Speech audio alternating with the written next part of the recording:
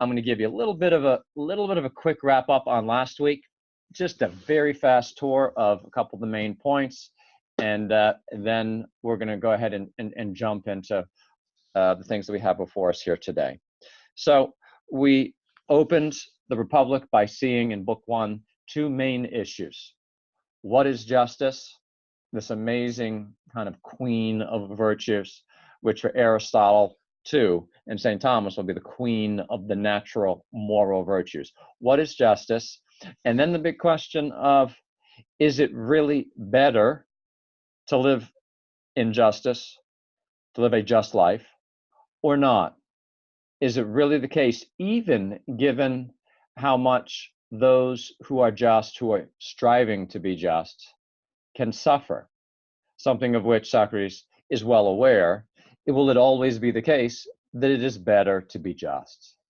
Those are the two foundational questions that give direction and structure to this amazing book. They are not the only questions by any stretch of the imagination. We basically came to the first answer last week, and what is the nature of justice, though we certainly could do a bit more on that. We're going to end up today by going to Book 9 and looking at Socrates' ultimate answer to the question of, okay, given what justice is it better to live the just life or not? And again, even there, we're only going to be able to give one of the three major arguments that he gives there. But the nice thing is, my main interests are the kind of collateral insights that come along the way. And there's no particular one that I'm looking to convey, but as we go, I'm going to really highlight a few and just say, here's something I really think we can take with us and be inspired by. So remember, still talking about last week, that when he started to tell us more about what justice is, at the end of Book 1, he gave us the very famous argument rooted in the notion of function and excellence. I'm just going to take a few seconds on it just to remind you of it. And to highlight and bring out maybe something that I didn't so strongly last week. When he gives the argument about the nature of justice by focusing first on human nature, he is giving us a foundation here for understanding an objective standard for morality. It has always, always been a serious and burning question. Is there an objective standard? Is there a standard, as it were, written into reality itself, as regards what is good and what is not, as regards how human beings live? And this is probably the clearest, most articulate, original formulation of, if you look at what it means to be human, therein one can find the basis for understanding that certain ways of acting are in accord with that, and thus good, and certain ways of acting are not. And so that notion of function, of really looking at what most of all characterizes human nature, and to settle on that fundamental insight that man is most of all designed to be rational, that humanity is most of all expressed and lived in using our reason. But then, of course, it must be in using our reason well. It says that you would judge anything by kind of, does it do whatever it is that it does? Does it do it well? Does it do it with excellence? And so this Greek word arete, A-R-E-T-E, means excellence, and is also the word for virtue. And so corresponding to the function of a thing, corresponding to, as it is, what is the way of acting that is most unique to and most expressive of this kind of thing, and for human beings and it being rational activity, then there must be a way of doing that well. And that is our foundation for talking about virtue.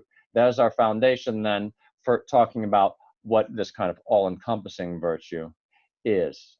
Justice. It is, in a sense, nothing more and nothing less than living out human life rationally well. So to do it, to live virtuously, is constitutive of human happiness. To act against virtue is to be acting against what it means to be human. Now, still, ladies and gentlemen, that doesn't mean that it is immediately obvious what exactly the various ways of acting virtuously will be. But in any way, this speaks with a certain confidence that if we look humbly, with patience, and with perseverance, we will be able to discover more and more, under the light of natural reason, in community, passed on in tradition. We'll be able to discover the ways of acting that constitute doing the human thing well. This, when we came to book 4 then, and we had completed building a city, and we said within that city, we're going to look for what those virtues are. We went through the list of the cardinal virtues, and I noted he just kind of presents that list as already the fruit of a humble human observation about life, that human excellences naturally divide themselves into several kinds that govern different aspects of the rationality of human life. And so we looked at wisdom, which is more the intellectual side, and then courage, and then temperance, culminating in his view of justice, which interestingly he sees as kind of a bringing together each of the others and somehow kind of encompassing them all, and each part of us, each power within us, acting as it should be in proper relation to the others, achieving a certain interior order. This is what he's calling justice. Now, again, ladies and gentlemen, I can't attempt to therefore spin out from there, okay, so quick, here's how we get all our basic rules of the moral life from this.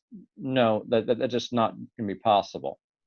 And we can't demand those things as though they would just simply come about easily. We watch, though, the beginnings of this great tradition, obviously a tradition that had already been passed on, that continues to be kind of unfolded through further development of insight into, all right, just why is it this way? Why are things ordered as they are? Part of the thing that we can't really spend much more time on now is how he divides out the different powers of the soul. And the thing that I just most will emphasize here is his seeing reason on the one side and what he calls appetites on the other. And the key to the right functioning then of human nature is that reason rule over the appetites. Now, someone can just say, oh, well, what exactly does that mean? Reasonable question. What exactly does that mean? I think if we're willing to be humble and look at the reality, we can see how there was an insight then and an insight through the ages coming right up to the present, that we have lower desires which have their place in life and can be pursued well. But when they are kind of put first, when they are not ordered in view of a kind of hierarchy of goods in human life, then those desires can overthrow everything, causing great harm in human life. This is a fundamental truth that they saw, and they expressed that under the great cardinal virtue of moderation, or what later is called by the medievals temperance. So I point to each of these again. How I will often say to my students, because they're often concerned with this, I say this quickly and in passing. You can't judge the thought of a thinker by, well, will this be convincing to my neighbors and friends? Will this be what changes the mind of those people I know at work who don't think this way? The truth is not always convincing to everybody. It's a hard saying. We need to recognize this. I think I've made this mistake often myself, and this is why I pause and I pause on it for a moment. if we're thinking, well, oh my gosh, again, how will that absolutely convince someone who didn't see it why chastity will be important?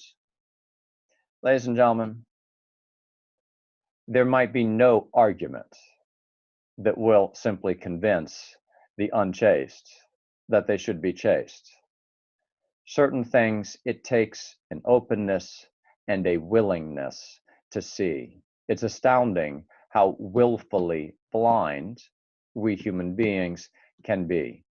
So I just warn you by, you don't necessarily judge an argument or you judge an insight by, well, how immediately convincing will this be to people, especially when we're in a context where people have been very malformed already, making it more difficult for them to have these insights. This is a rather dramatic situation. May I go Christian, as it were, for you for a moment? It's very good that we remember how many people listened to the incarnate Word himself and turned around and walked away. The truth does not always convince. All right. Let's do this then. A major theme throughout the Republic will be education.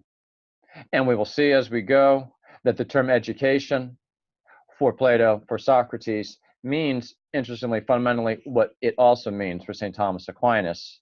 It refers to the whole realm of raising a human being up well unto being what he should be, fundamentally, unto becoming virtuous and wise.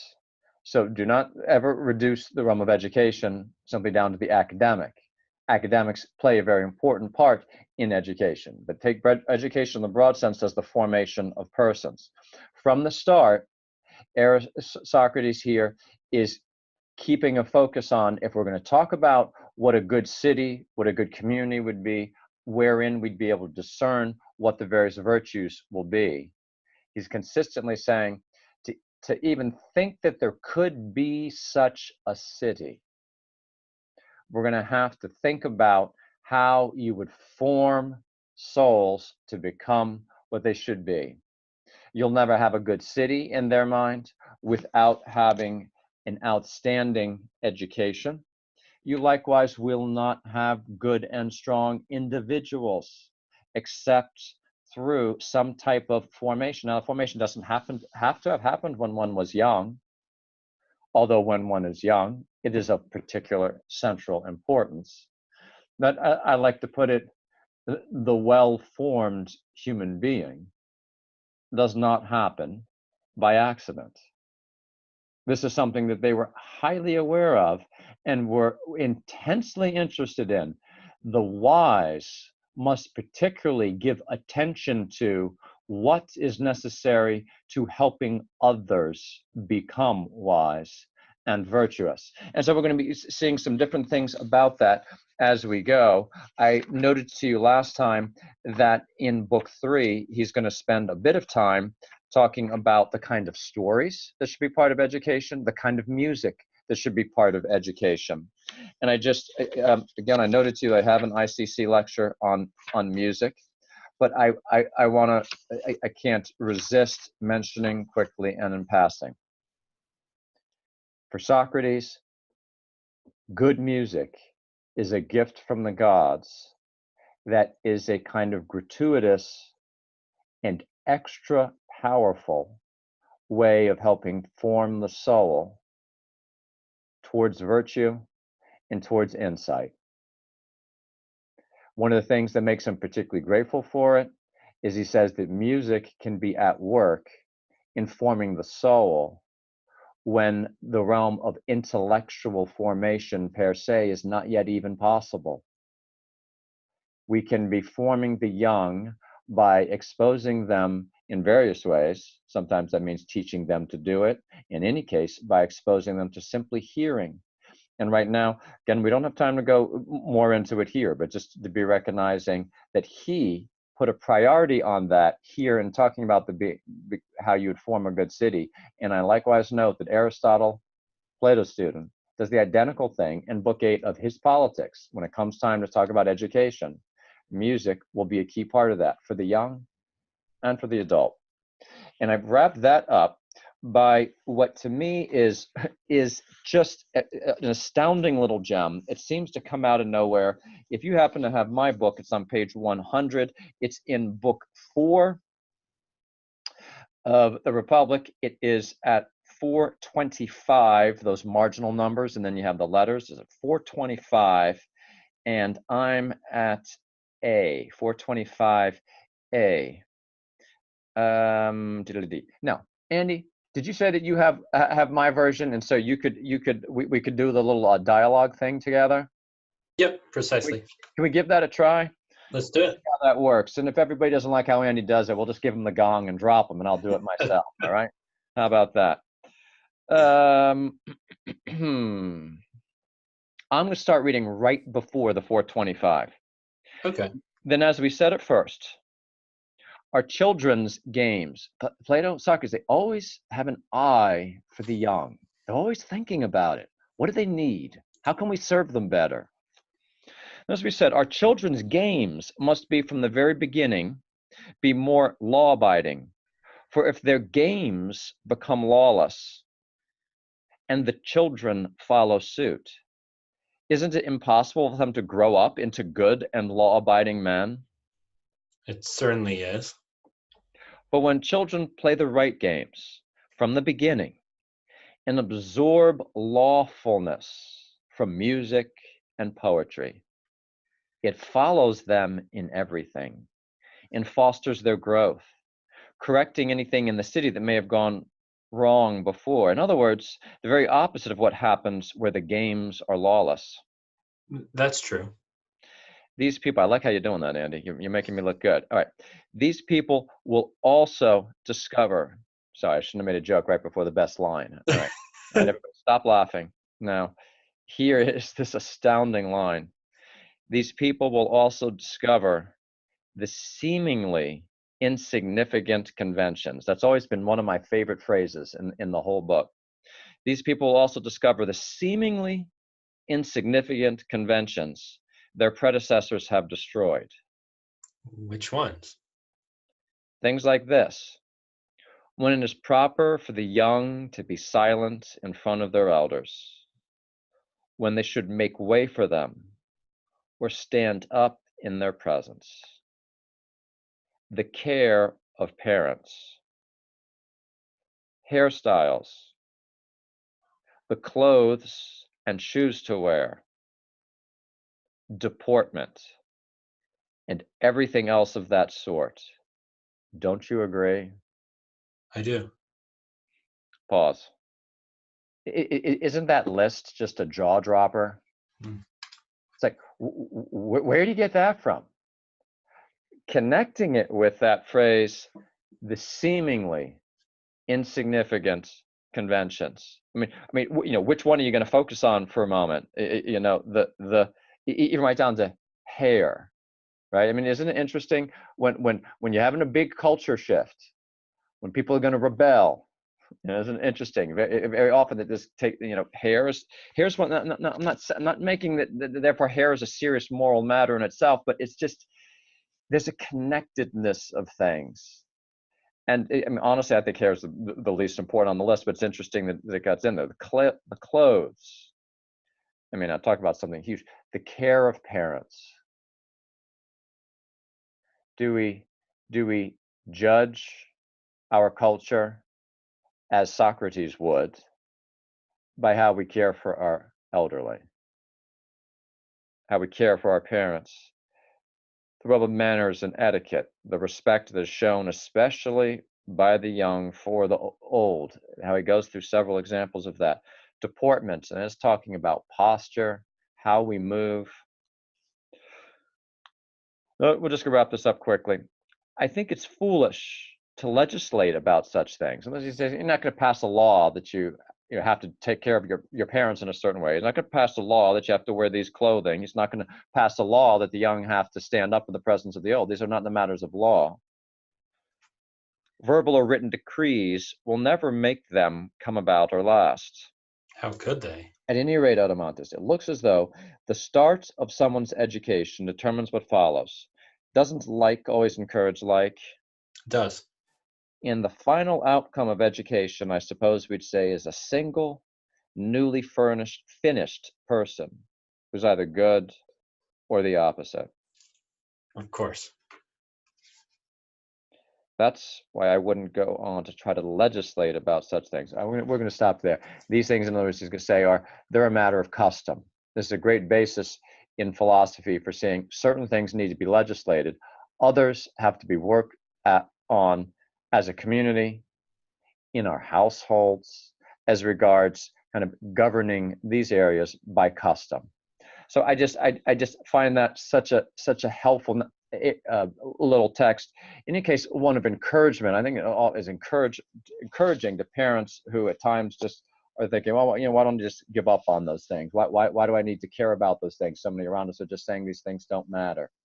Now, ladies and gentlemen, I must say that therefore that means an exact course of action has to be taken. And frankly, we have to live in the age in which we are, and there might be certain things we would have liked to have done with our children, do ourselves, that we won't be able to, given the culture in which we are. But in any case, Plato raises this for us and alerts us to these things are not insignificant, and it's not unreasonable that we give them proper attention, turning to our friends, turning to our mentors to help us think about that. All right, ladies and gentlemen, now we'll come back to education a little bit. Now we're going to turn the corner and start to do a little bit of metaphysics. All right.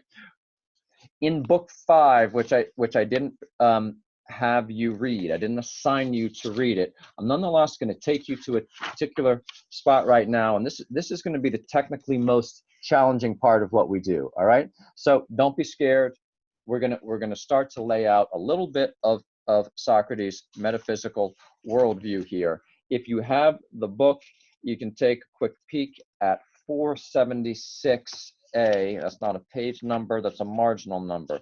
476 alpha in my book, as I flip to it, is on page 151. 476 alpha.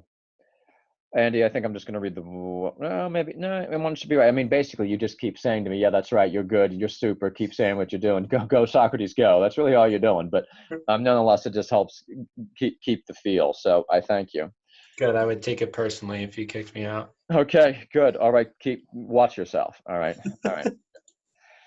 And the same account is true of the just and the unjust, the good and the bad, and all the forms. Each of them is itself one. So that key word, ladies and gentlemen, forms. At the center of Plato's worldview, there's certain things we call forms. The most famous word that he uses. Aristotle takes the word from him, although we'll use it in a slightly different way. I'll tell you just a little bit about that. So I'm going to talk to you about those forms. Each of them is itself one, but because they manifest themselves everywhere in association with actions, bodies, and one another, each of them appears to be many. That's right. So I draw this distinction. On one side are those you just now called lovers of sights, lovers of crafts, and practical people. On the other side are those who are arguing about and whom one would alone call philosophers. How do you mean? The lovers of sights and sounds like beautiful sounds, colors, shapes, and everything fashioned out of them, but their thought is unable to see and embrace the nature of the beautiful itself. That's for sure. In fact, there are very few people who'd be able to reach the beautiful itself and see it by itself. Isn't that so? Certainly. What about someone who believes in beautiful things but doesn't believe in the beautiful itself and isn't able to follow anyone who could lead him to the knowledge of it? Don't you think he's living in a dream rather than awakened state? Isn't this dreaming, whether asleep or awake, to think that a likeness is not a likeness, but rather the thing itself that it is like? I certainly think that someone who does that is dreaming.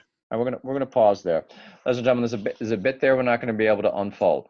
What I want you to see is this is Socrates, Plato's famous treatment of what's called the problem of the one and the many. And so I'm going to kind of put it in Socratic terms, and I'm going to connect it to a way that might be a little bit more easy for you to understand. You're saying that there are forms of things. This comes up in different dialogues. For instance, when in the dialogue called Euthyphro, the question comes up, what is piety? The man that Socrates is talking to, named Euthyphro, starts to give various examples of pious actions. Socrates says, thank you for pointing out examples of piety, but I didn't ask you to give me examples of piety. I asked you to tell me, what is piety? What is the unchanging nature of piety itself? He uses the word form for that. In other words, what is the form of piety? It's a word, ladies and gentlemen, that normally, this isn't an exact fit, but basically Aristotle is going to use the word nature for that. A fundamental insight that Socrates, Plato have into reality is that there are certain set, unchanging ways of being that you can call forms. You can speak of the form of tree, in other words, what Aristotle would call tree nature, the form of man or human, the unchanging way of being that is the human way of being. There's a form, this unchanging what of human. There's the form of just. There's the form of pious. There's the form of water. These are unchanging ways of being. Now, there are many instances, that's the word that will often be used here in the text. There are many instances of those things. Let's think about this. There are many instances of human nature. There's one unchanging way of being, the human way of being, the form of man. There's one, then, form of man, but there are many men. The men actually come and go, but the form of human nature does not come and go. Trees come and go, but the form of tree does not come and go. Individual just actions come and go, but what it is to be just does not come and go. So the natures themselves have a certain unity and unchangingness. Those are the ones. And then on the other side, there can be many instances of that one way of being. One very important way of seeing that, and this is the basis for considering what's called the problem of universals, which is one of the biggest issues in philosophy. It's one essential issue in the Middle Ages. What is the relationship between the one and the many? And at this point, again, this is just a cursory introduction, but showing how Plato, the master, raises this here. I'll put it to you this way. One great insight here, one way of expressing an important truth here that I'm asking you to try to see, is there might be many men, and those men can change. But that doesn't mean that what it means to be human can change. There are many trees, but what it means to be a tree does not change. So is this tree and that tree the same? The question, the word same here, the notion of same is very important. Is this tree and that tree the same? Are Andy and I the same? The answer to that question has to be yes and no. We're not the same in as much as we're clearly different individuals. We are the same in as much as we are both human. It's critical to be able, as we look at reality, to look for sameness and difference, to learn to think in terms of kinds. It is through those unchanging kinds of which we form universal notions that we come to know reality. I've given an ICC lecture on the problem of nominalism, and nominalism is a way of thinking philosophically that denies that there are these unchanging ways of being that go back to Socrates' insistence, Plato's insistence that there are these unchanging ways of being that we can know. And this is key to the intelligibility of reality, that our mind can be tuned into these, as it were, fundamental natures, these fundamental whatnesses in reality. All right, there was your brief introduction to the notion of forms. And he is going to be then saying what the philosopher is looking for is to try to come to understand those forms. We can't always just be moving around on the world on the level of what is changing.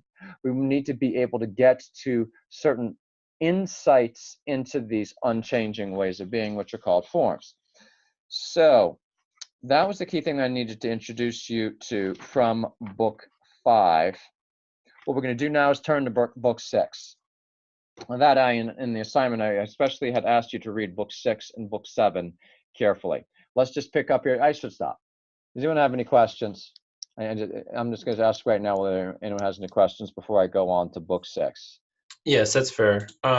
There's at least one question here in the Q&A box, but you also feel free, if you're like, that makes sense to address at the end, you can. Okay. But Janine writes in, I've always remembered this quote from Plato's Republic. Is this a true quote? Quote, when the tyrant has disposed of foreign enemies by conquest or treaty, and there is nothing to fear from them, then he is always stirring up some war or other, in order that the people may require a leader. That would be in book 8, where he definitely does talk about tyranny. I haven't looked at it immediately here, for I've chosen not to. I love book 7, where he goes through the different basic regimes, culminating in the decline, going from regime to regime to the tyrant. And the main difference between the tyrants and those other regimes is the tyrant looks to his own good, as opposed to looks to the common good. And there's different aspects of the tyrant, how the tyrant has to live in fear, etc. I'd have to, I'm going to say in the name of time, with apologies, I'd have to have you read that back to me, and I'd have to kind of think a little bit more carefully. And right now, that is going to take us a little bit off. All right, here we are in book 6. Socrates is one of the things he's up to here is he wants to be talking about what can make a good city possible. Now, why is he talking about what can make a good city possible here? Well, because to pursue the goal, remember, the goal is going to end up including a number of different things of showing what justice is and showing whether the just life is truly more happy than the unjust life. He needs to, at least he says he needs to, he's taking it as a good excuse to do this in any case, because there's a lot of great things to do in his doing it, is to build up what a truly good city would look like. And one of the things that he always is going to emphasize, and this connects to the point, and you can see how it would lead to then his giving an analysis of the tyrant and the problems of the tyrant, is who needs to rule. Here we are on election day. It's great that you all are willing to be here rather than sitting and watching returns. Uh-oh, everyone's turning off. They forgot. No, they could be watching returns. No, they're not. You don't need to watch returns as they come in. We'll be able to find out soon enough at the end of the evening what happened here today. But a central concern of the Republic is what is necessary in order to try to get the right people to be ruling. If you were to boil down the kind of one issue in political philosophy and looking at the different regimes, what can we do to try to make sure the best that we can? Nothing will absolutely assure it. But what can we do to most try to assure that those who end up having authority will be wise? In other words, we'll have an understanding of the ends to which the authority is entrusted to guide us. And its authority is always about guiding, directing, ordering to some end. The wise need to know what the end is. The wise is the one who knows what the end is and the ways of achieving it. The wise then are in a good position to exercise authority. This is a beautiful principle that applies all across life. All of us will be in some position to exercise authority. But here he is asking who should be an authority in the good city. And this is where he famously makes some people laugh. He refers to the philosopher king. And what he means, ladies and gentlemen, is not so much that you should run out to all the universities and grab philosophers such as myself. Oh, I think I hear someone knocking at the door now.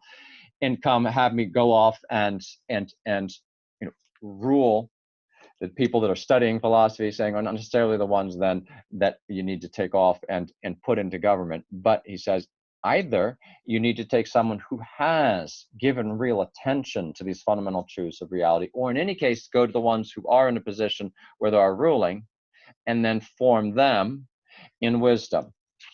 Either way, there will be particular challenges. All right.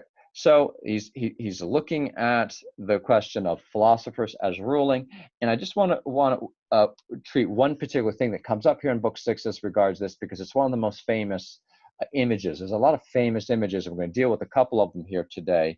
And one of them is of the ship, and the ship owner, and the captain, and the navigator. So here we have a argument is made against having philosophers rule, and the argument is that philosophers are useless.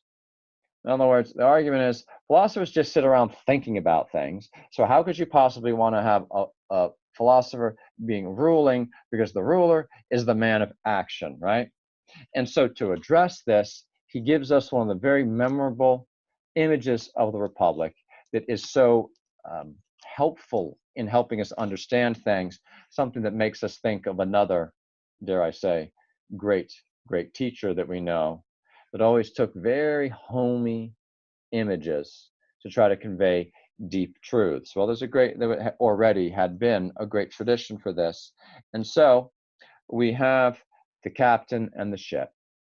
And you read it. I'm just going to remind you a couple things, point to it, and we move on.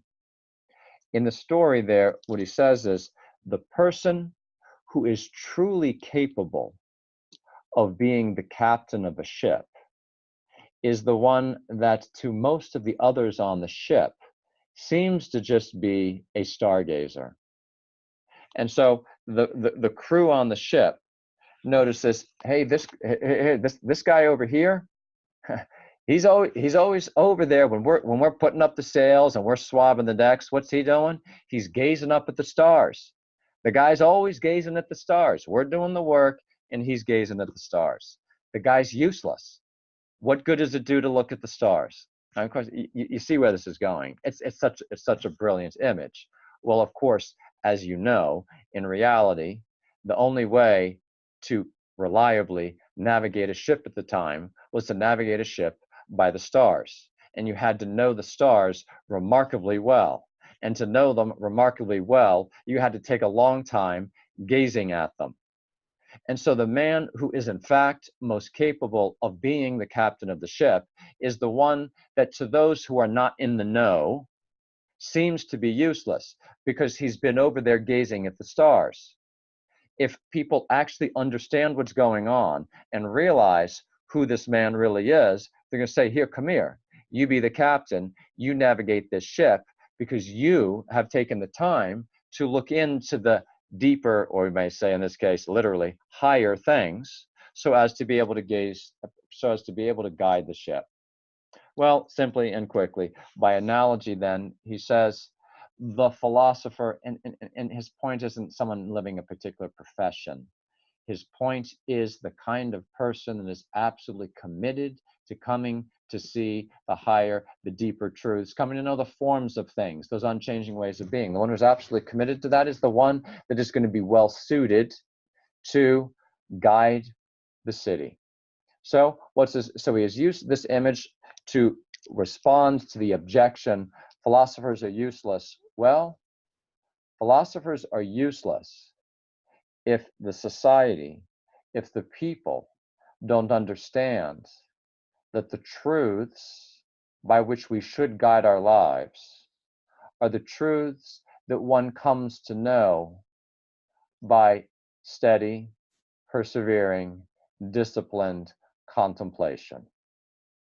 If a society, if a community does not realize that those are the truths that give direction to life, then indeed they will look at those that would be most suited to rule, and they will say, they are useless.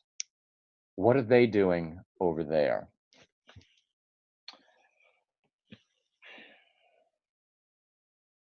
I'm going to leave that. Is it?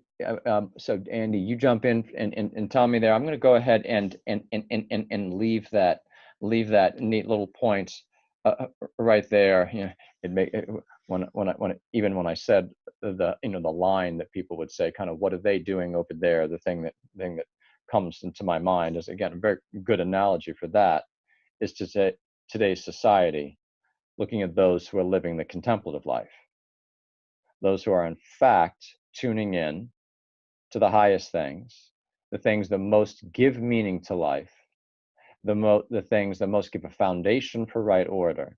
And our society literally looks at them and wonders, what in the world are they doing over there?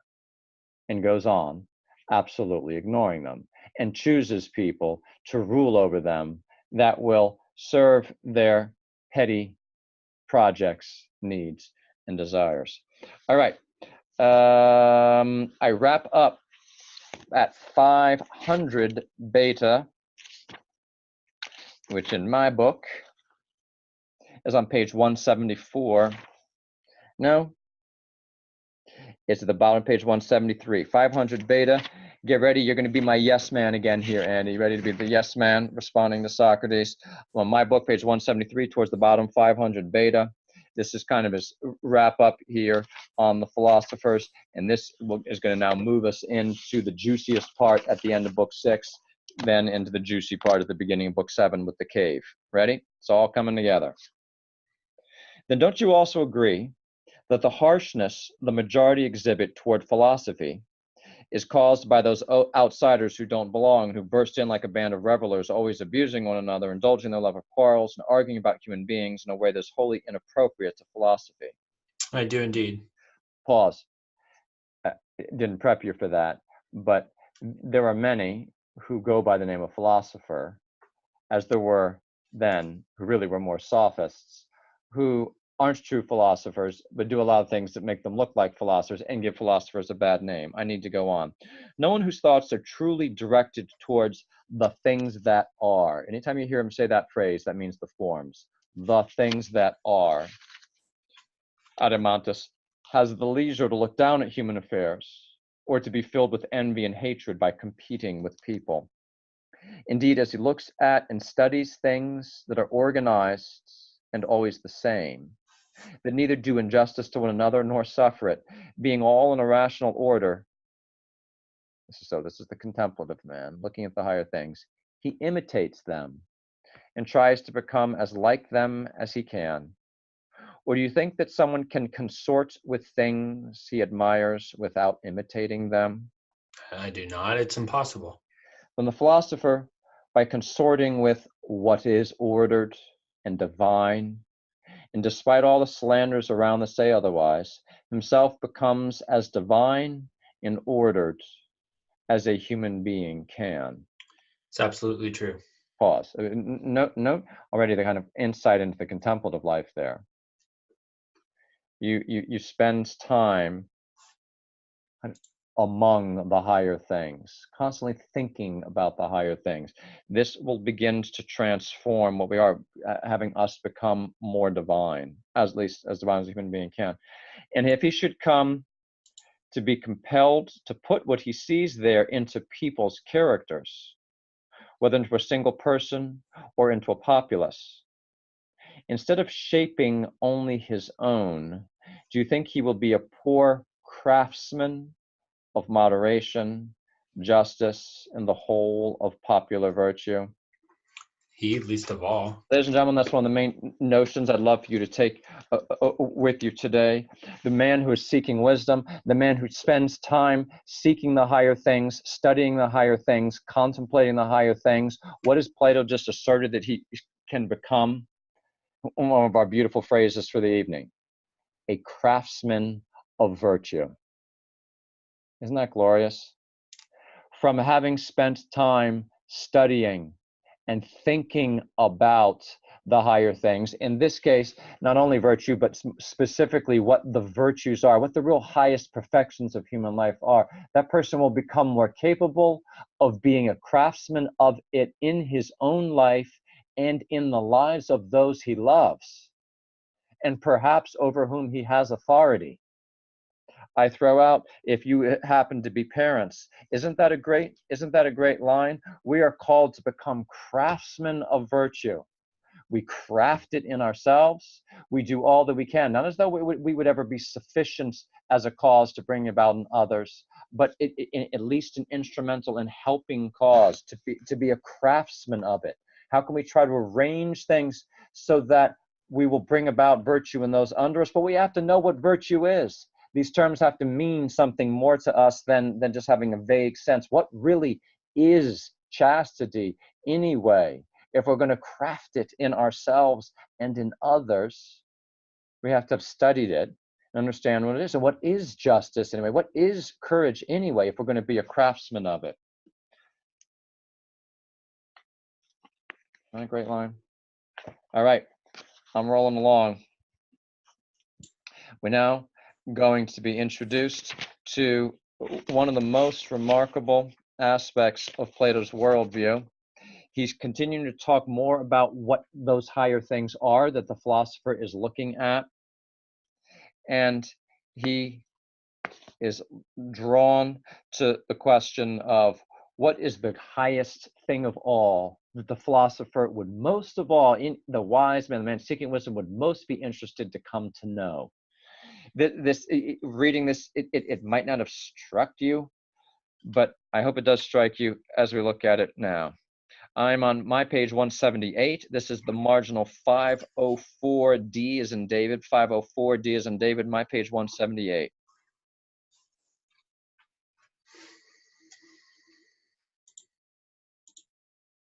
There's something more important. So right in the middle of D. There's something more important, however, even for the virtues themselves, more important. However, even for the virtues themselves, it isn't enough to look at a mere sketch, as we did before, while neglecting the most complete account. It's ridiculous, isn't it, to strain every nerve to attain the utmost exactness and clarity about other things of little value, and not to consider the most important things worthy of the greatest exactness? Well, it certainly is, but do you think that anyone is going to let you off without asking you what this most important subject is and what it concerns? All right, so watch Socrates here. So he's just been asked, what's the most important thing you could try to study? No, indeed. And you can ask me too. You've certainly heard the answer often enough, but now either you aren't thinking or you intend to make trouble for me again by interrupting. I suspect the latter, for you've often heard it said that the form of the good is the most important thing to learn about, and that it's by their relation to it, the just things and the other things become useful and beneficial. You know very well now that I am going to say this, and besides that we have no adequate knowledge of it. And you also know that if we don't know it, even the fullest possible knowledge of other things is of no benefit to us, any more than if we acquire any possession without the good of it. Or do you think that it is any advantage to have every kind of possession without the good of it, or to know everything except the good, thereby knowing nothing, fine or good? No, by God, I don't. I know that I'm going to just go a few more lines here. This is going to be a little bit deep waters. We're just going to kind of jump into the cold water, get invigorated, have hopefully a little insight or two, and then we're going to have to move on. With apologies. Did you just say, no, I don't? Furthermore, you certainly know that the majority believe that pleasure is the good, while the more sophisticated believe that is knowledge. Indeed, I do. And you know that those who believe this can't tell us what sort of knowledge it is, however, but in the end are forced to say that it's knowledge of the good. And that's ridiculous. In other words, if you answer the question, what is the good, by saying it's knowledge, and then you're asked, well, knowledge of what? And then you say it's knowledge of the good, you haven't really answered the question. Of course it is. They blame us for not knowing the good and then turn around and talk to us as if we did know it. They say that it's knowledge of the good as we understood what they're speaking about when they utter the word good. That's completely true. What about those, you're a good actor there, Andy, well done. What about those who define the good as pleasure? Are they any less full of confusion than the others? aren't even they forced to admit that there are bad pleasures? Most definitely. So I think they have to agree that the same things are both good and bad then. Isn't that true? Of course. It's clear then, isn't it, why there are many large controversies about this? How could it be otherwise? One more paragraph. And isn't this also clear? In the case of just and beautiful things, many people are content with what are believed to be so, even if they aren't really so, and they act, acquire, and form their own belief on that basis. Nobody is satisfied to acquire things that are merely believed to be good, however, but everyone wants the things that really are good and disdains mere belief here. That's right. All right, look, ladies and gentlemen, what's going on here? Good question. First of all, he has just asserted that the most important thing that exists is something that he's just going to call the form of the good. Now remember, if he's talking about the form of something, what he means is kind of the unchanging nature of that itself. So if he's referring to the form of tree, you could also just call that kind of tree itself, the unchanging tree nature. If you then likewise say the form of good, you can say what he means then is that would have to be good itself. That which simply is good, is what it means to be good. I want to pause to reflect. In a world that has so many dark philosophies, it tends to be so skeptical, tends to be so negative. Here, watch a man by the light of reason struggling. I mean, he's struggling, and he's saying here, I have absolute confidence that the highest thing that exists is something that is good in itself. But you ask me then, well, what exactly is that? And he's saying, I don't know. I know it's good. And I know the highest thing of all must simply be, as it were, purely and perfectly good. We'll call it the good itself. It's the form of the good. And he's going to go on and say, and this is what gives meaning to life. It's what makes anything else that exists. Certainly makes anything else is good, be good. It must all come back to something that is simply good itself. This is at the heart of reality. He's about to say here, ladies and gentlemen, everything is, listen to these words I'm about to say. I mean, when you all as Christians might tend to just kind of give me a little bit of a ho-hum here. Can I just prick you, poke you a little bit, kick you, and just ask you to just think with Socrates for a second. Think if you don't have divine revelation, you might be thinking, well, why should I do that? I do have a divine revelation. I think it's an important exercise. It's something that I think our Lord invites us to do because it will give us a better appreciation, if nothing else, of divine revelation itself. Socrates, Plato hold everything is the way it is because of the form of good. Everything is the way it is because at the root of everything is the ultimate form that is the source and the reason for everything, and it is pure and perfect goodness. To me, I just love to pause and say, wow, he sees it. And he sees that he doesn't see it completely. And indeed, I say to you, ladies and gentlemen, particularly if you had to set aside what we know of our Lord. I mean, and then we're going to take the break. Can we just do this with me for one moment? What do you think? And I'll do my best here. What do you think God is anyway? Just think with me on that. The unchanging, the eternal, the all perfect. But what does all perfect mean? Perfect what? It's not perfect man, because he's not, well, I mean, obviously it took on a human nature, but God himself is not man. So what is this perfection of which we speak? It is profoundly beyond our comprehension. We too, in trying to contemplate God, mystics run into something that's very much like, I dare say, what Socrates is wrestling with here on a natural level. You run into a certain opacity, a certain denseness of the power and beauty of that which is perfectly good. Well, what is it? The more, I mean, this gives an astounding angle into just this aspect, if I may put it this way, before we go on break. As a Christian, here is philosophy doing something wonderful for us. Clearly, what Socrates is seeing is an insight into God.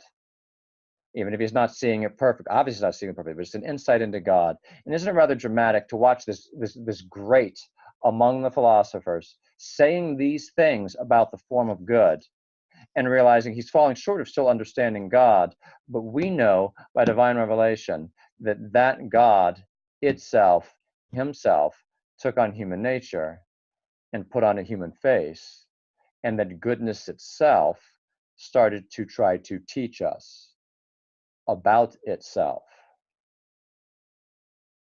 And that's something Socrates couldn't imagine.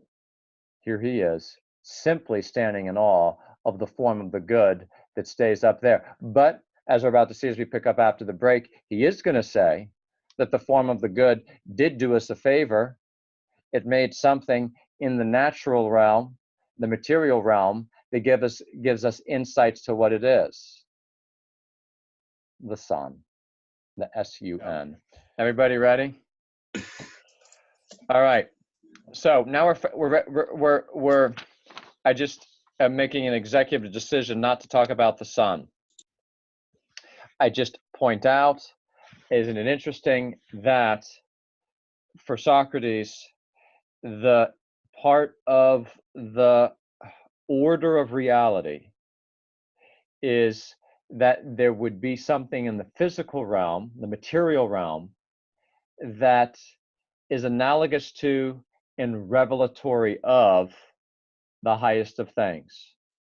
And so he says, he said, I don't know what to say about the good, the form of the good in itself, but I do have confidence that the good has an offspring in the material realm, namely the sun.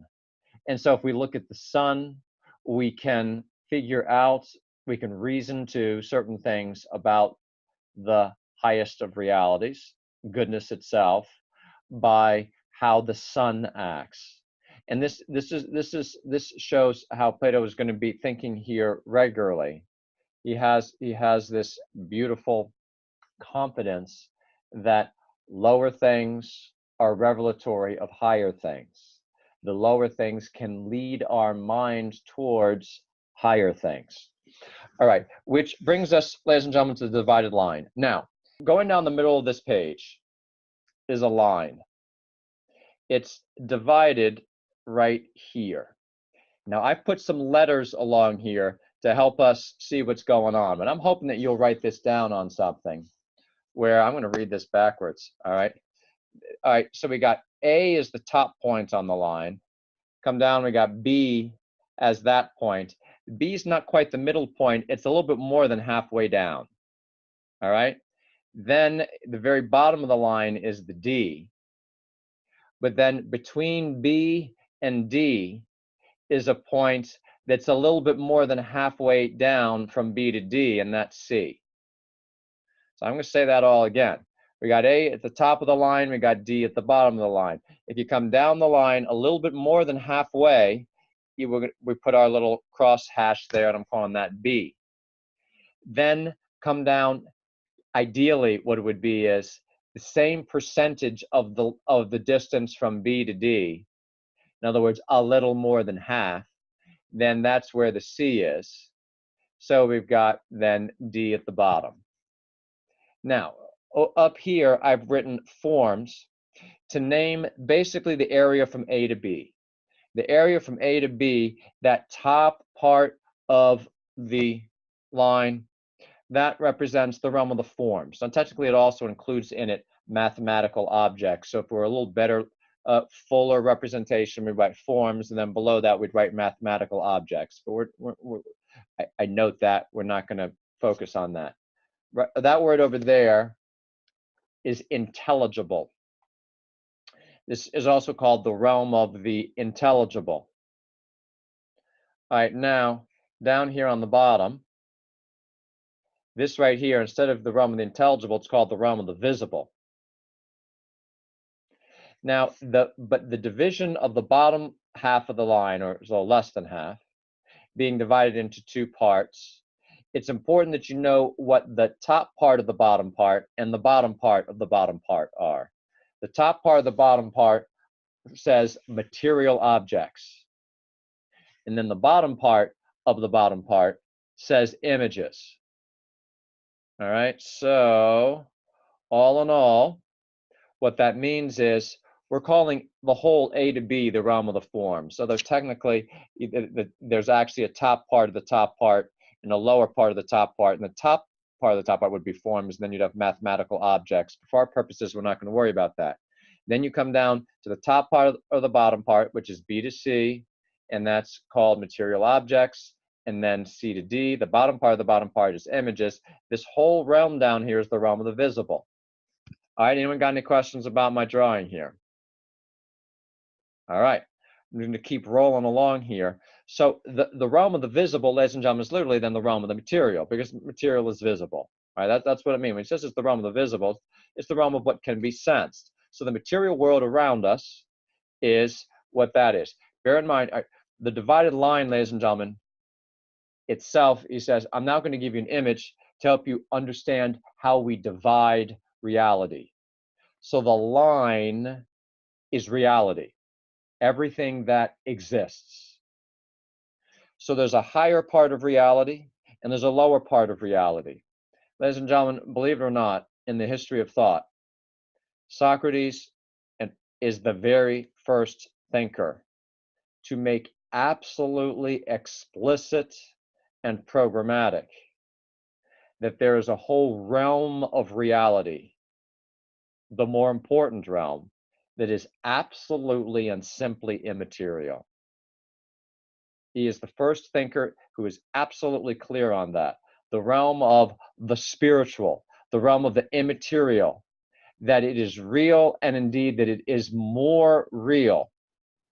It's hard for the human mind that is so rooted in our senses. We so kind of verify that things are there by touching it and sensing it. It can be very hard for us to, think how many brilliant, at least in some sense, men there are today who are just absolutely convinced that it's silly to hold that anything exists other than what is empirically reachable by our senses. I go on. So that reality that he holds, and he's being intentional when he says, you don't divide the line in half, divide it into two parts where one part's bigger than the other part. That's his way of saying, let's just be clear. It's the more noble, it's the higher part of the line, and let's just make it bigger to bring them. It's not a matter of quantity, but it's just a matter of this is the more real part of reality. But note how, as a philosopher, he has always this great combination in Plato. A great humility of what the human mind can do, and a great boldness of what the human mind can do. He always keeps that in tension. And I say that's a great sign of a wise man. Don't underestimate what the human mind can do. Don't overestimate it. Always remaining very humble, nonetheless confident. Not skeptical, humble. There's a difference.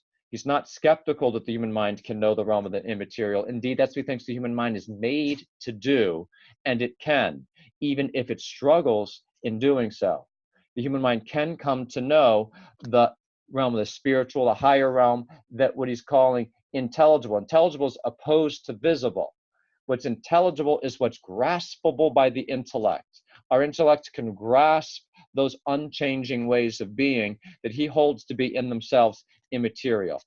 Aristotle's going to come to have a slightly more subtle explanation of what these universal natures are, which we're not going to be able to do at the moment. I'm just giving you the basic divided line here of Plato. All right, so we've got the forms. Now here is, we're going to get mathematical for a moment, because this is how he wants you to use this, and so I want to go ahead and get this done. I like this aspect of mathematics. I love proportionality. So consider this. I'm going to give you 20 seconds to do this on your own. But I'm not going to make someone raise their hand and chime in. So just everyone do it on your own. Looking at these letters and naming line segments. Given how I've set it up here, I need you to say this for me. This segment is to this segment as this segment is to this segment. You set that up as a mathematical equality. So it will be ba, division bar, ba. Line segment, this line segment is to this line segment as this line segment is to that line segment. Give that a try for a moment using those letters. I'm giving you about 15 more seconds. And there's an important philosophical point. There's actually a couple of them, given the proportions here, that you could say right now that would be true. But it's going to be significant for conveying a very important part of what he wants you to learn, which I think is a very beautiful point from this divided line. Okay, I've given you your time. How about this? So, did anyone do this one? Andy has AB is to BC as, read out, what's the other one say? What do you got there? You have to take yourself off mute, Andy. Just tell me what you got there. Yeah, sorry, my computer is going slow. AB is to BC as BC is to CD. You said that AB is to BC as what? As BC is to CD.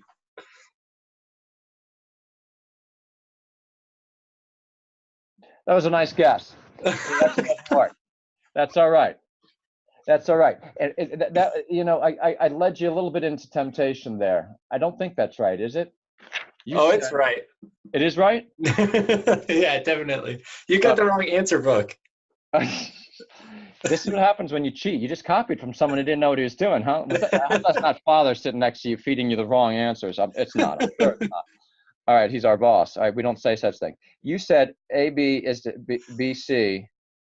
The top is the top of the bottom as what? As BC is to CD?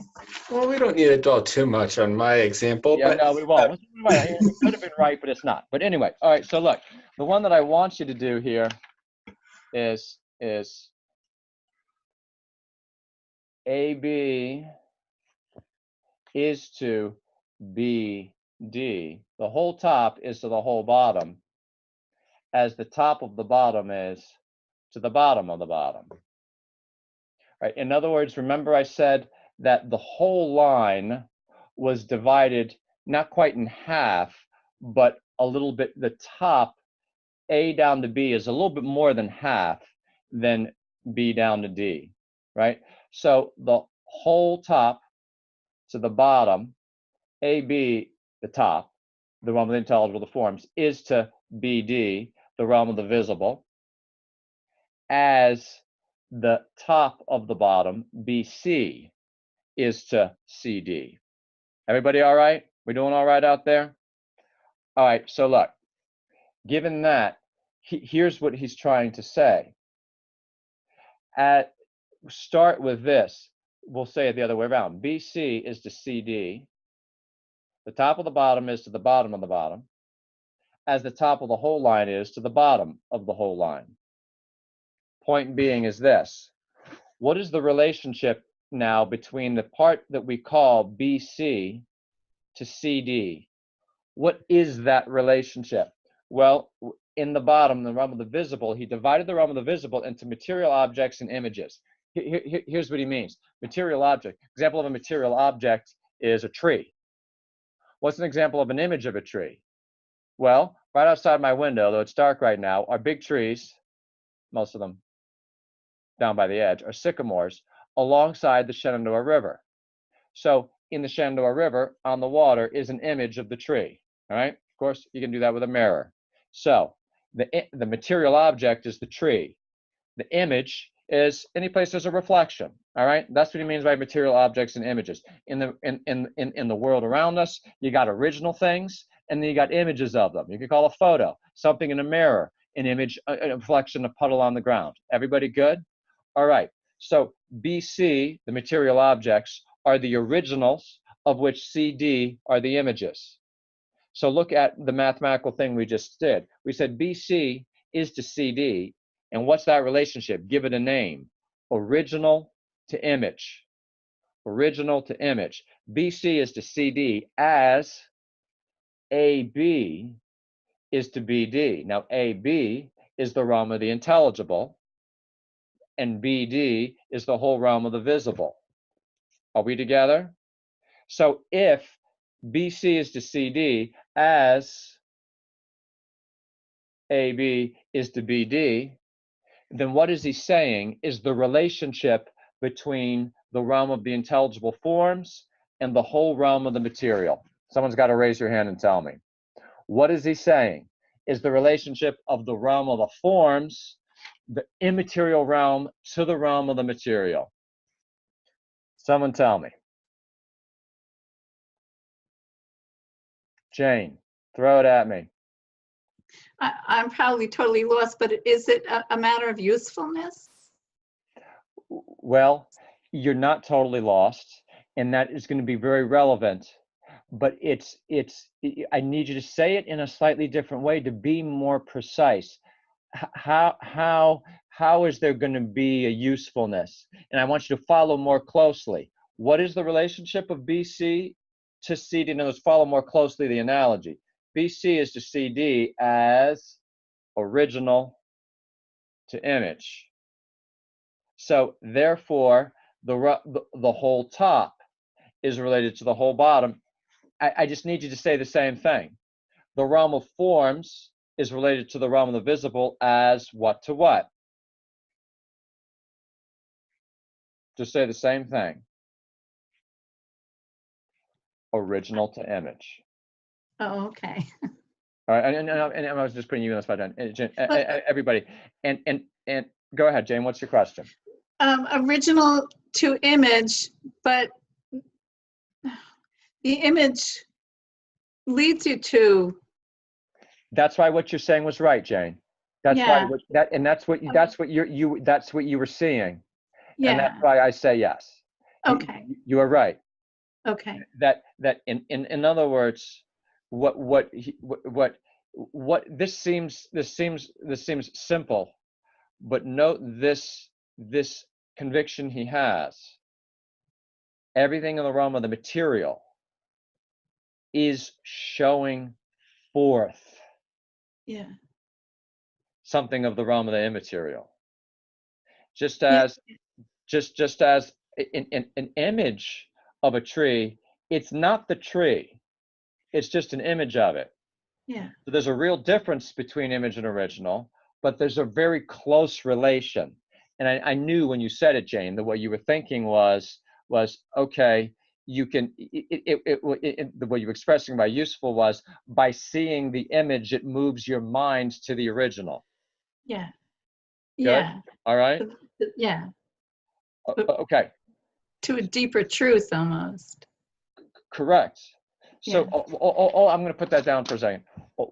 I mean, I want to move on to the cave, but we do have to have that straight because that is going to help us understand. That is the necessary background to understand his infamous thing of the cave. Doesn't really make any sense unless you fundamentally have this. All right. So what is he claiming about all the realm of material reality? I saw something flash on the screen, by the way, that said something about the realm of becoming and the realm of being, which is, it is correct. The whole realm of the visible is things that are becoming, things that are changing. And the realm of the intelligible, the forms, are what he calls the realm of being, which is unchanging. That is absolutely so. That's part of this picture. The thing that I was particularly emphasizing, though, and that he is emphasizing by the proportionality, is to see, again, the importance of image. Can we just think about this for a moment? Socrates is convinced, I think we too should be approaching material reality this way too. You always can learn something from it. You can learn something about higher things. Tell me if this, tell me what you, yes, I'm looking at the bottom of my screen. The material world is the image of the immaterial world. And the answer is yes. That's right. So now here's a cool thing. Look what you can learn from the material world. You even can learn to see what it means to have an image and an original. That you have this kind of, dare I say, funky and astounding thing as you walk along a river and you've got all those beautiful trees there. You look in the river and there are the trees. It's like, what are they doing there? Here's an image. There's the original. There's a sameness. There's a difference between an image and the original that's an image of. The notion of image, ladies and gentlemen, is profoundly important in reality. Is that not one of the most important original notions that's used in Genesis? That something can be made to the image of something else. So here, for Plato is looking at the material world, and you learn in it image original. It's going on all the time.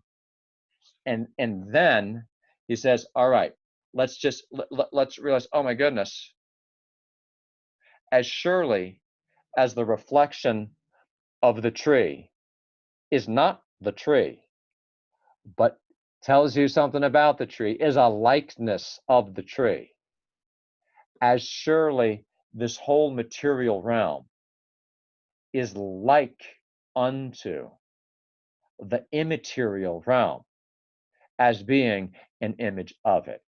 And this gives a basis then for thinking about how one must raise one's mind up above. Any quick questions at the moment? We're going to go on to the cave now, because that is the main thing I need you to see about the divided line. Any questions right now? And you're good. All right. So, ladies and gentlemen, let's start reading. I'm going to read you the opening of book 7. If there's one thing that tends to show up in a college textbook on philosophy from the ancient world, it's going to be this. And now you've just been given the key to understanding what's going on in Plato's cave. The opening of book 7 says, I'm on my page 186, it's at 514. Next I said, compare the effect of education. So here he's just done kind of metaphysical heights. He's left behind the education thing, he's left behind the morality thing, and just wanted to talk about reality a little bit and the basic division, the hierarchy in reality. And now quick, he's back to talking about education. Compare the effect of education and the lack of it on our nature to an experience like this. Imagine human beings living in an underground cave-like dwelling with an entrance a long way up, which is both open to the light and as wide as the cave itself. They've been there since childhood, fixed in the same place with their necks and legs fettered, able to see only in front of them because their bonds prevent them from turning their heads around. Light is provided by a fire burning far above and behind them. Also behind them, but on higher ground, there is a path stretching between them and the fire. Imagine that along this path, a low wall has been built, like the screen in front of puppeteers, above which they show their puppets. And he tells me he's imagining it. Then also imagine that there are people along the wall carrying all kinds of artifacts that project above it, statues of people and other animals made out of stone. And as you'd expect, some of the carriers are talking, some are silent. All right, let's pause. Rather than reading through, you've already read it. I'm not going to hold up a picture. I'm going to ask you. You got to use your imagination. All right, here's an exciting moment. We got to be able to use our imagination well. Or sketch it down on a piece of paper if you need to. You've got the underground cave, and you've got the above ground. Underground now is where the people are. Now, down there, they're sitting against a wall. They're looking at a wall. Behind them is a fire, and statues are being carried along in front of the fire. So they're facing this way, and the images of these statues is being projected on the wall that they're sitting here. They're sitting in a line with my nose. Over here is the wall they're looking at. Behind their backs are statues being carried along, and the fire is here. Fire hitting, light shining this way, shining on these statues, projecting an image on this wall. They're sitting here looking at that. We all good? That's all in the underground. Above ground are trees and birds and the sun. All right.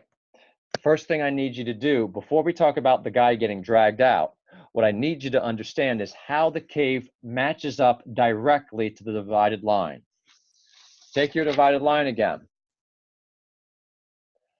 The whole realm of the visible, of course, is the underground, is the cave. The whole realm of the intelligible or the forms is the bright, open outside world. All good? Now, down there in the cave, this is one of the most dramatic aspects, ladies and gentlemen. I'm about to drop a little bomb on you that's going to scare you. All right? Interestingly, he has set it up so that in the cave, you're not just sitting there looking at statues. You're looking at images of the statues. The statues have images of them on the wall because there's a fire over here, remember? So down here in the cave, you have originals and images.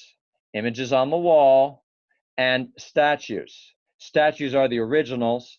Shadows on the wall are the images. Are we together?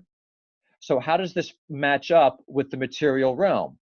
Well, remember, in the material realm, you had material objects and images. The material objects, of course, match up in the cave to the statues. The images are the shadows on the wall. Are we all together? Does that make sense? Now, of course, bear in mind, in that cave, we just said that they're statues. So it's statues of things like a coyote, a tree, a bird. They're statues, right? Well, statues themselves, by the fact of being a statue, are what? They're images of something, of the real. So if you happen to get out of this cave, which is not by any stretch of the imagination a given, if you get out of this cave, guess what you're going to see? Coyotes and birds and trees,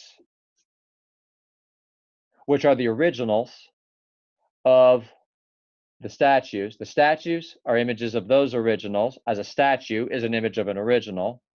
But then over here on the wall, you add shadows from these. So you've got original to image going on there too. Do you see how this matches up perfectly to this? The forms are the originals. So the forms are the birds and the trees out in the sunshine. Come underground. Underground, what are the material objects? They're the statues. What are the images? Those are the shadows on the wall. I need you to understand that. Have I been clear? Are there any questions? All right, so here's the thing. You might have thought to yourself, why does he say that people begin by being chained to where they're only looking at the shadows on the wall? What that would mean is, it seems what he's saying is, in reality, like people aren't even looking at the trees. They're looking at the shadows in the water. Like, even down in the cave, they're not even seeing the originals of the images. They're obsessed with the images. they are chained to a wall where, first of all, they don't even realize that the shadows that they're seeing are an image of the statues that are going behind them. So the first stage is they need to be unchained. So they turn around and they go, oh, you know what? Those shadows on the wall, they were just images of these statues. Then as education goes on and they are dragged out of the cave, then they go, oh my goodness, there's a real tree. I thought that statue of a tree was the real deal, but in fact, this tree out here, now that's the action. Now, maybe this is just John Cuddeback being, there's no absolute interpretation of this, ladies and gentlemen. But rather than, because we're running out of time, I'm just going to go ahead and throw it at you. I mean, dare I say it again? They're obsessed with images. All right. Well, you know where I'm going. When I started teaching this text, 25 years ago, of course, what the word I just said right now was television, right? In other words, how many people have become obsessed with not even just kind of the material realm, but images of the material realm. Now we live. I just came back from a trip where I was at Oxford. Believe it or not, it was my first time there. It was astounding. I'd never seen this before. Maybe I've been too sheltered, but people were walking around the city of Oxford, which is the most stunning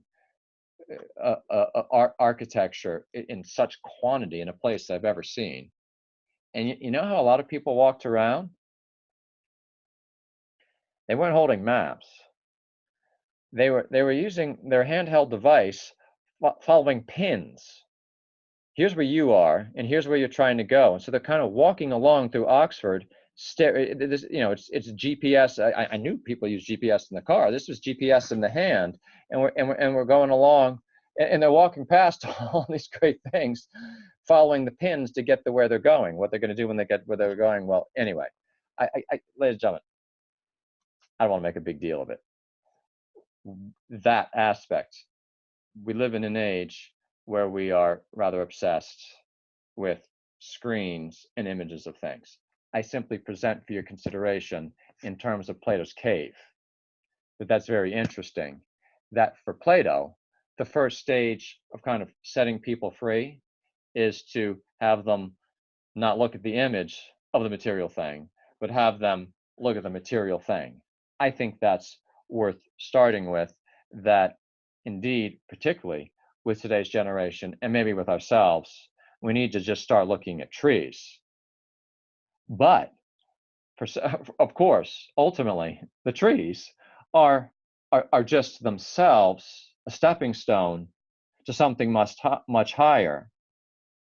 Just as surely as the image on the wall was nothing but an image of an original statue, even now that statue itself is but an image of this higher and truer reality, which when you come to see it, you think, wow, that's where things really are. This famous analogy of the cave, ladies and gentlemen, has so much richness, and at root, one way of saying it is he is focusing our attention on what does it take to bring the human mind to tune in to the things that are most real. And most people live their lives moving on a level where they're convinced that this is all there is.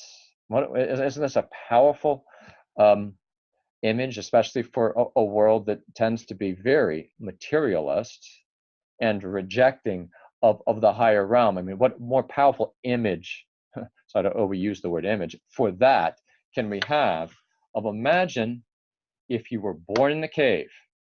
This is why the image is so powerful and so enduring. Imagine that you were born in a cave and it were completely enclosed, such that, or there's an opening over there, but you're never brought towards the opening, so you're not seeing any light coming from it.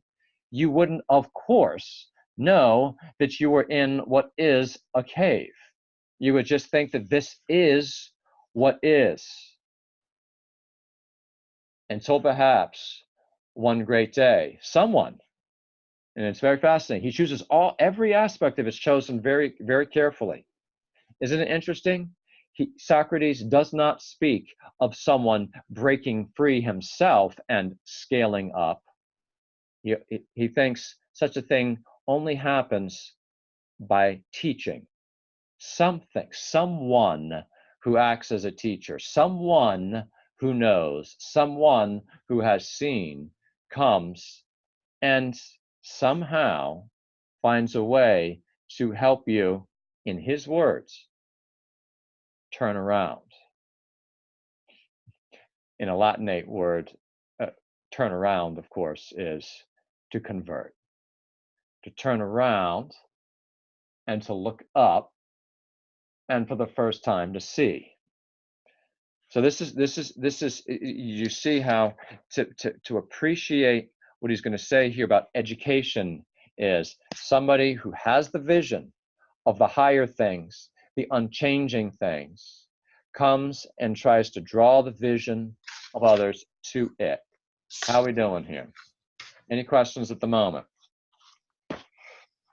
Oh, yeah. Yeah, Linda. It's not a question, but I'm sitting here thinking maybe on this contemplative thing. It's that it seems as if what you're saying, what it is by coming from the womb and giving birth and coming into the world. This whole cave, you're coming out of that cave, you're coming out of the womb and giving birth, which brings you to the world. Isn't it fascinating how many, as it were, images That's right. there are to convey these things? And I think therein is another one. I mean, you begin where it is not yet where you are going towards, and you need to be prepared, and something is going to have to bring you across, as it were.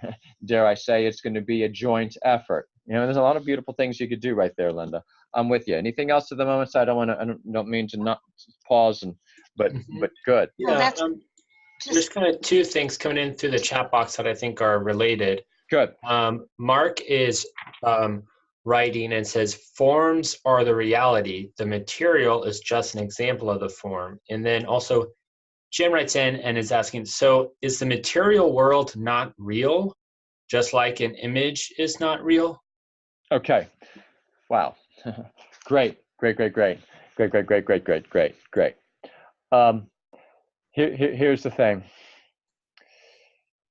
I have to warn you that Plato is a great teacher, but he's not as good a teacher as his own student is Aristotle.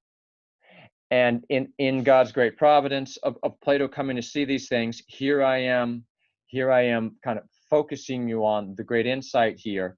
But there are certain key things where Socrates, Plato fall short.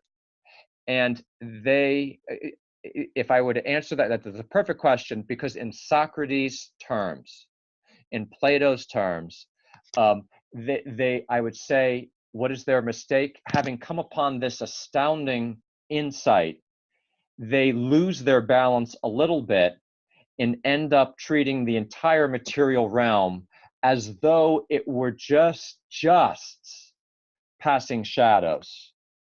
And they don't end up giving it its full due. If anyone remembers the famous painting, The School of Athens, there's Plato kind of standing in for Socrates, there's Plato and Aristotle. Plato is like this with his book pointing up, and sitting on the right across from him is Aristotle, and his finger is pointing down. And Aristotle is the one who kind of regrounds us in. He keeps the whole insight of the ultimate meaning of the realm of the material is to move us towards the realm of the immaterial, but ultimately not losing the reality of the material world. Aristotle retains the incredibly important insight. It's very important that you brought that up, lest you leave this thinking, okay, great. Then, the realm of the material, that's just kind of passing and flighty and not even really real. And so it's all about the spiritual. Ladies and gentlemen, I need to say this to you.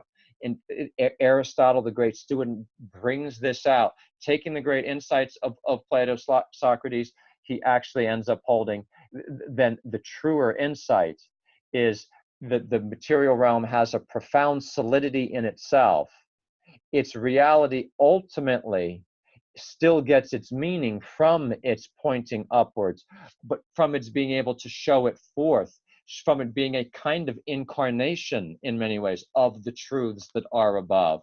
And this is it is human nature itself that most of all bears this out, that our body has its greatest dignity in its being that through which spiritual realities can be expressed, right? That I can pick up my son and hold his face to mine, and with my hands and by giving him a kiss on the lips, be expressing a profoundly immaterial and spiritual reality in and through something that is also very real, the material, but a material that gets its meaning from the immaterial. So to be direct to your answer, for Plato, he does ultimately leave the material as more passing shadow, which Aristotle's going to have to correct him on. Great question. All right, just a little bit of huffer and a puffer. Are there any other questions I need to point to right now? Right now. All right. How can we best use? We can't go more than 5 minutes. Father said we can have an extra 5 minutes, but I mean, you all got things to do. I need to go actually put down that particular child that I was talking about that I have to hold in my hands and kiss. I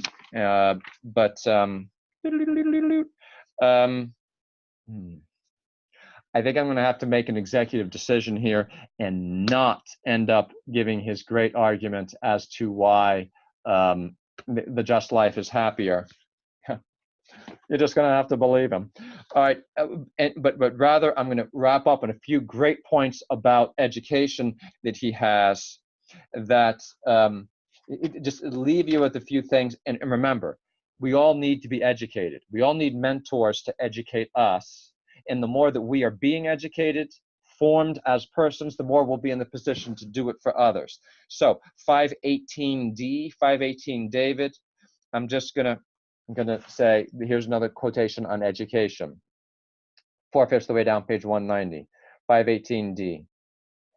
Then education is the craft concerned with doing this very thing, this turning around, and with how the soul can most easily and effectively be made to do it. It isn't the craft of putting sight into the soul. Education takes for granted that sight is there, but that it isn't turned the right way or looking where it ought, and it tries to redirect it appropriately. Isn't that beautiful? Even the very notion of education is a kind of drawing out. As here, look here. Look with me. That's what education is. Here's another one. Right after that, I'm at 519 alpha and beta. 519 alpha and beta, which is on my page 191.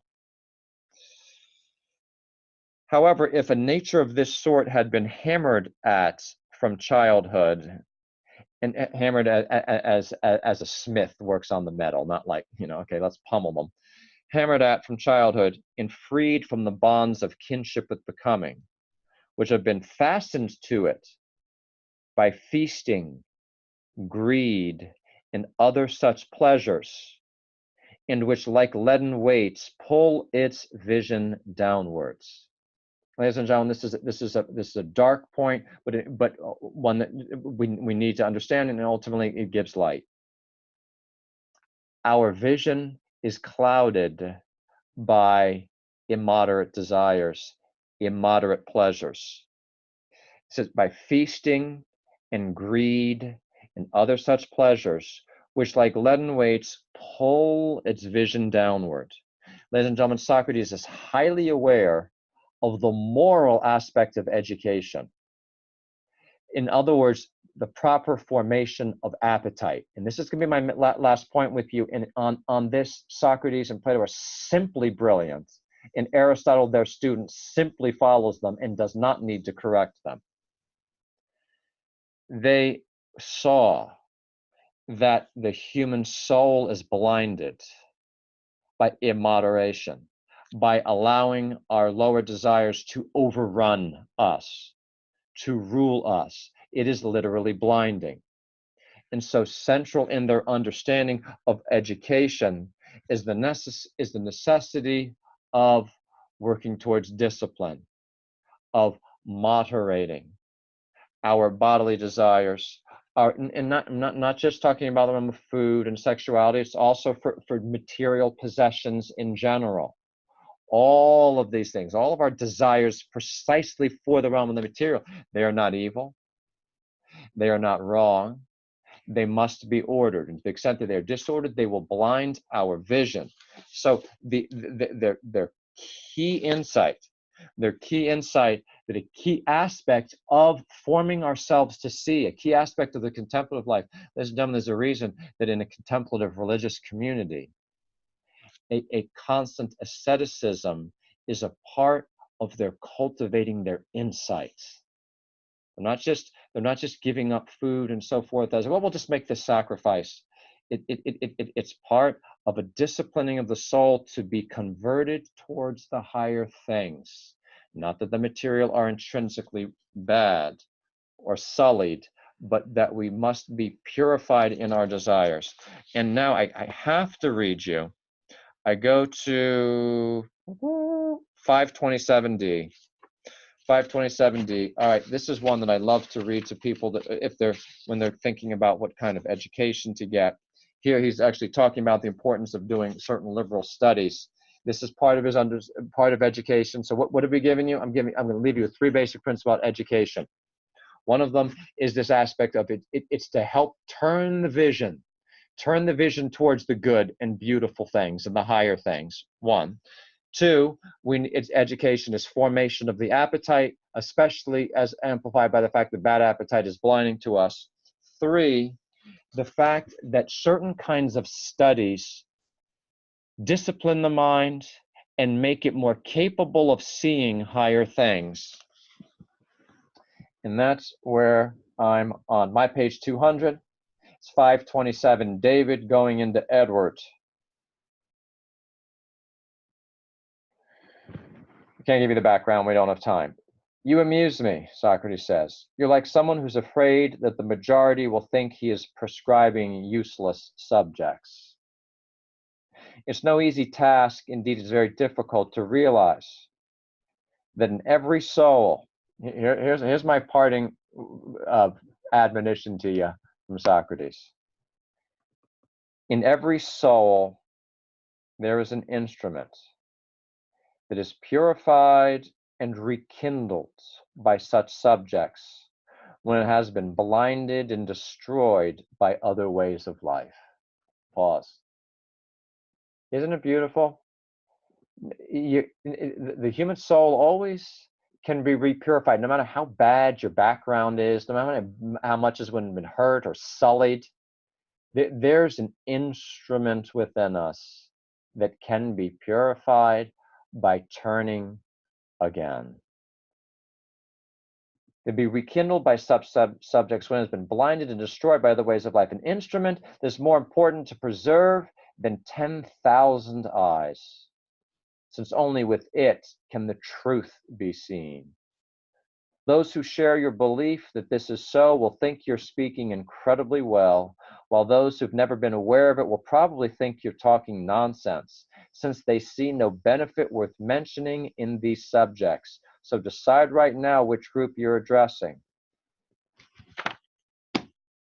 He was saying that in the context of talking about the traditional liberal arts as purifying the mind, as preparing the mind to see the highest things. Ladies and gentlemen, we have to stop there. And so I'm just going to say thank you very much. Would that we had occasion to answer the questions better and more in depth and do a little bit more. I hope that gave you a little bit of sense of what's going on out there. And I say, again, thank you. God bless you.